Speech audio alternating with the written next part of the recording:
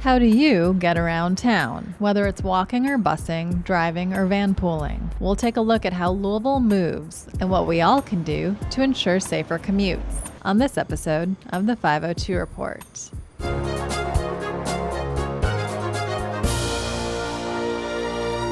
Hello and welcome to this episode of the 502 Report. Move Louisville is the city's 20-year multimodal plan, which aims to encourage alternate forms of transportation and preserve our existing infrastructure.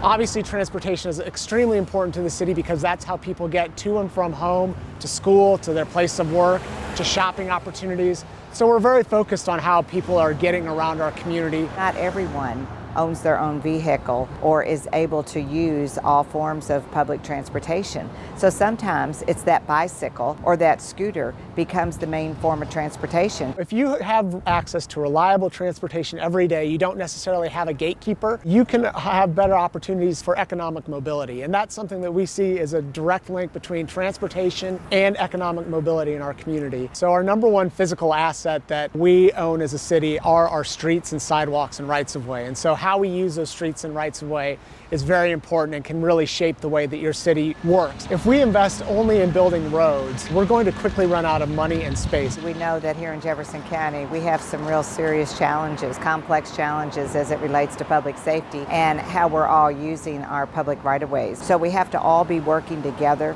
trying to look for some common sense solutions on how we can respect the rights of the public right-of-way. It became very clear that people really wanted better options to get around the city. They voiced everything from better walking networks, better transit networks, light rail was one of the comments that we heard a lot. So we really thought the building block of our city was to go back and look at our transportation patterns. Metro government released a plan in 2016 called Move Louisville, and it was really our strategic multimodal plan. We have different modes of transportation: driving, transit, riding a bus or riding a train, bicycles, walking. That's what we refer to as multimodal. And really what we're hoping for is that we have multiple types of options that are available to our residents and businesses at all time for getting around the city. Our goal of Move Louisville is really to improve connectivity across the community, and that means more options for people to get around, both in terms of routes and in terms of modes of transportation. And what we've seen from other cities is that making investments, strategic investments in other modes of transportation, that's been able to move cities around much more efficiently than it is today and at a much better value to the public.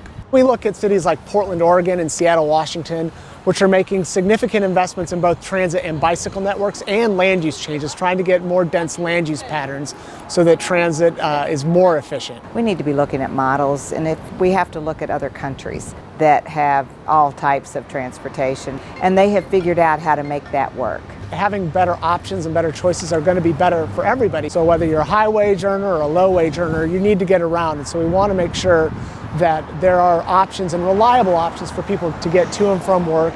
And we want to make sure that those options are equitable. So we don't want to have people that are riding a bus having on average a double commute time than average Louisvillians. And so we have been trying to integrate that and have complete streets with our cars and trucks and so forth, and the bike lanes. We've got to be all working together and taking responsibility for all of our own actions. We're each responsible for this, whatever vehicle we're driving or transporting in. Whether you're riding a bus, driving a car, walking or biking, we want people to have a safe, comfortable, reliable trip throughout the community, and we really want people to have multiple modes, and we hope that that helps build a stronger community.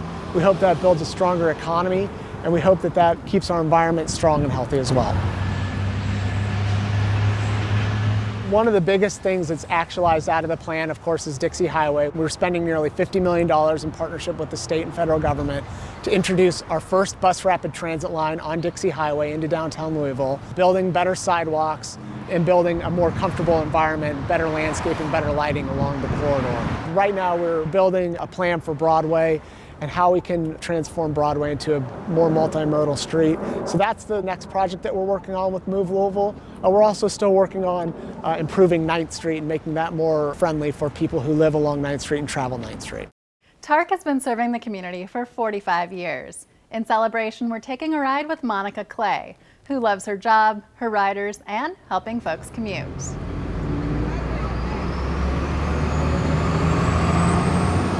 I've been at TARC for 23 years. My name is Monica Clay. and I am a coach operator. It went by so quick. It really did. I didn't think I would last this long. I really didn't, because my kids was young. And I really didn't have no one, there to really help me out, but I made it. I love my route, I love my people. Been on it for 6 years. Number 25. Live 25. Good morning, Yates family. All right, good morning. It starts at Shawnee Park and it ends up after Ford Motor Plant on Westport and Chamberlain Lane.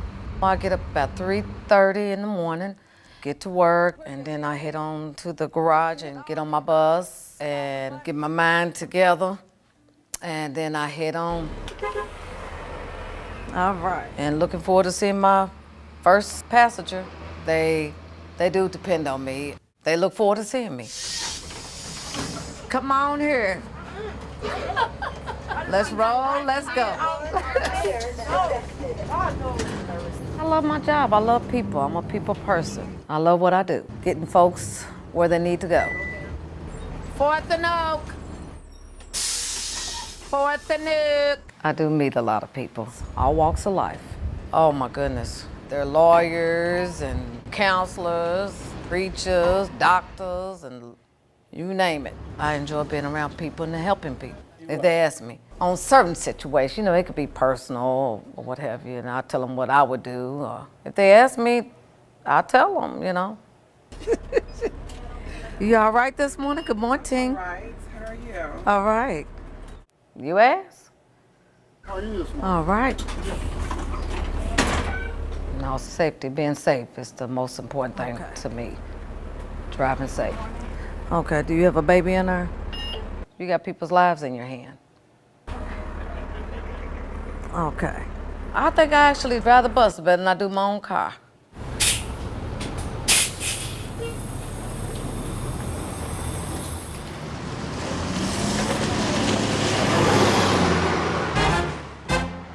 The idea behind this specific project grew out of a goal that I had to improve bus stops generally. When you look at the whole transit system, there are more bus stops than anything else. More bus stops than buses, more bus stops than people, more bus stops than everything.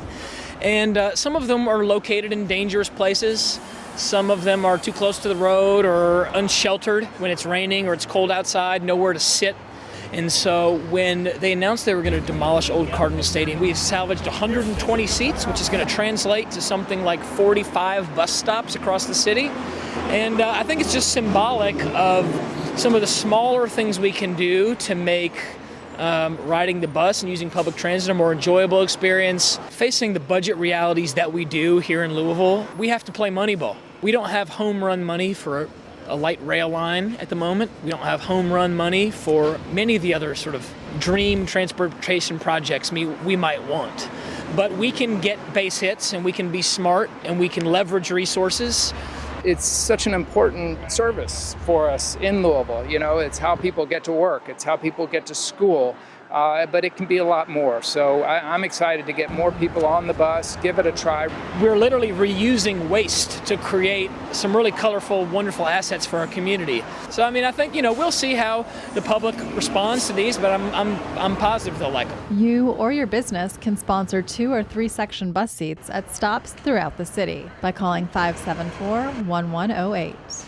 Dockable scooters are increasingly popular across the country and in our community, but the rules vary from city to city. Here's a little information about Louisville's program and how you can stay safe. Any electronic scooter is pretty easy to find. You pretty much open the app and it will show you the different locations of where you can pick the scooters up from. And sure enough, I was able to save some time, get to lunch, and get right back. So far so good. Right now we have 4 different companies operating dockless scooter programs in Louisville. We have Spin, who just started last month. They have 150 scooters. Bolt started in July with 150. And then we also have Bird and Lime, who started last November. Each of them have 250 vehicles in their fleet and are in the process of applying for their full operating licenses, which could allow them to increase their fleet size. They're a nice option for that first mile, last mile, when you're using transit, or even in some cases when you have a shorter commute. They work in those situations as well. They're affordable, pretty convenient. You can almost find them anywhere within the downtown area. It's unlocked. The way that the deployment of the scooters works is the companies decide where to place them. And right now they've decided to place them downtown, in the Highlands, and near the University of Louisville. So those areas have a lot of ridership and a lot of rides between those areas. But if you look at the data outside of that triangle, you can see that there are more trips to and from the west of that area, so West Louisville, than there are to and from the east or the south of that area. What that shows to me is that there is a demand for these devices for everyone in the city. Each of the operators has their own equity program where rides are available half off. If you can show some form of government assistance, you are eligible for these programs. Bird has even proposed providing free rides in their application for their full operating permit. The presence of the scooters has opened some more people's eyes to why we might need infrastructure improvements for light vehicles like bikes and scooters. Until we do that, though, there have been a large number of people who obviously prefer to ride them on the sidewalks. And in those areas that we've identified where that's more of a problem, like the Central Business District, we've actually gone and enforced speed restrictions. So even if they are operating on the sidewalk, they're operating at lower speeds. So it's safe for the users and the pedestrians as well. I ride the scooter because many times it's faster than taking a car, especially when you account for things like parking garage. If I can instead ride a scooter to get from point A to point B, I can ride it, I get there faster, I can take a bike lane, it's easy. So far, the city's collected more than $137,000 from fees and rentals. Are you looking for a way to reduce your carbon footprint on your way into work? Every Commute Counts offers van pools and can also help challenge you and your coworkers to rethink your commute. We're here at the offices for Every Commute Counts. We're a ride-share program. Our primary goal is to reduce single occupancy vehicle traffic in order to reduce congestion on the roadways as well as improve air quality around the region. We first started the program back in 2000 in partnership with TARC. We started out with one van pool. We now have 66 van pools currently in operation. This is kind of an overview or snapshot of our van pool service. The more we can do to lessen the impact of congestion and those exhaust systems into our area, obviously the better off that we'll all be. I've always been really interested in serving the community. It's really personal and it affects how I do things on a daily basis. People have obligations. Nobody can commit to van pooling every single day. We promote all forms of ride sharing, and so whether it's transit, bike pool, we do match people with bike pools, car pools, van pools. You can grab a bike or get on a scooter rather than drive the mile or whatever, then I think, yeah, let's do that a lot more than we're doing now. In the last several years, more pedestrians are getting struck and killed on our roadways. Why is this happening, and what can we do to help? All of our roads throughout the country could be safer. The question comes, how many people should we let die in Jefferson County every year on our roadways? If it's a family member, I think everybody would say an acceptable number is 0. And that's what we're moving toward in metro government. 1 out of every 4 of our roadway fatalities is pedestrian. The entire country is seeing an increase in pedestrian fatalities.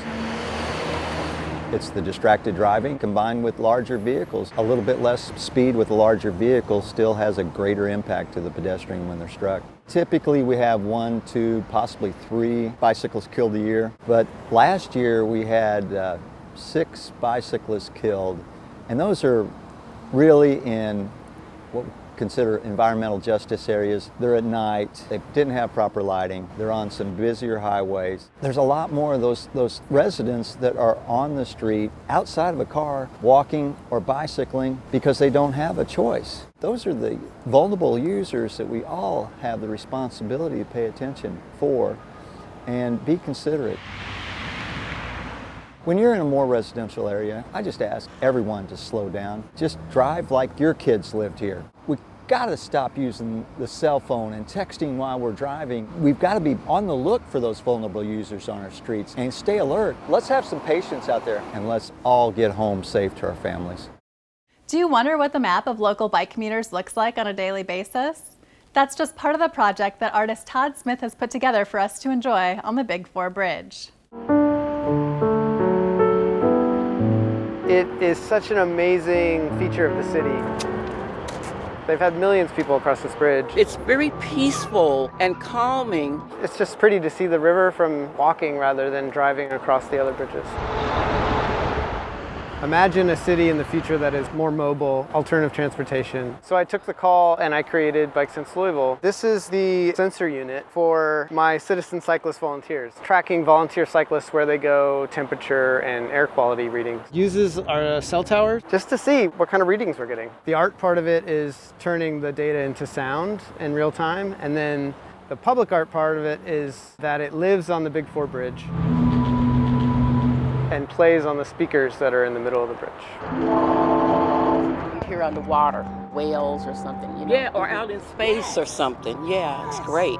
It's not really what you would think of as a traditional piece of music. You would think you wouldn't want that while you're walking, but it actually makes the walk seem smoother and easier. I kind of think of it as like a musical score that's a year long, that's performed by cyclists. When there's a lot of people on them, I bet it's awesome. Whenever they go out and bike, it's going to track where they go to see if they're using bike lanes, or are they just using the streets? Are they on the trails in the parks? And then correlate that with the temperature readings and the air quality readings to see the impact on our health. It's natural music. It's natural energy being created into music. Who cannot like that? For a lot of people, it's a surprise that public art is attempting to do more than just entertain or be pretty. It's actually attempting to try and help the city. I think it's just such a lovely experiment because we love music.